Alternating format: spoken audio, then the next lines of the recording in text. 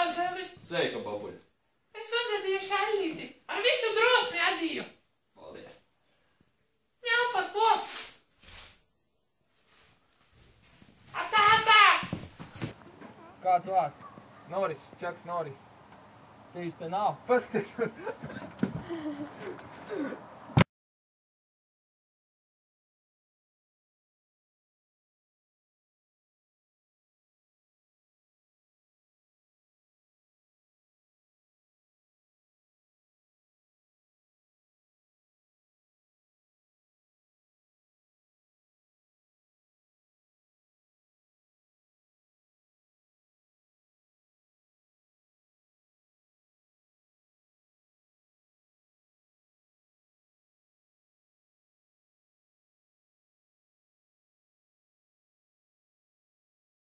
Zaļā šalle, būdama zaļa, ļoti labi pielāgojās šai vidē, un to neviens nepamanīja. Tā nolēma palikt tur, bet tā jutās dīvaini, jo drīz būs Ziemassvētki, bet Ziemassvētku noskaņa vēl nav atrasta, un tā devās meklēt Ziemassvētku noskaņu.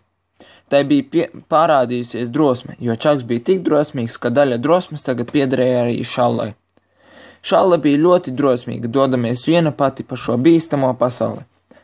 Tad šalle pamanīja, kā kāda bulciņa bēg no citas šalles, un te šalle parādīja savu drosmi un aizstāvēja bulciņu. Pēc tam abi divi devās meklēt Ziemassvētku noskaņu. Tā kā abi divi bija kļuvuši par ļoti labiem draugiem, tie satika atkal Čaku Norisu, kurš tomēr nožēloja, ka izmeta šalli, un to meklēja un vēlējās atgūt atpakaļ. Šalle pierunāja, lai bulciņu ņem līdzi.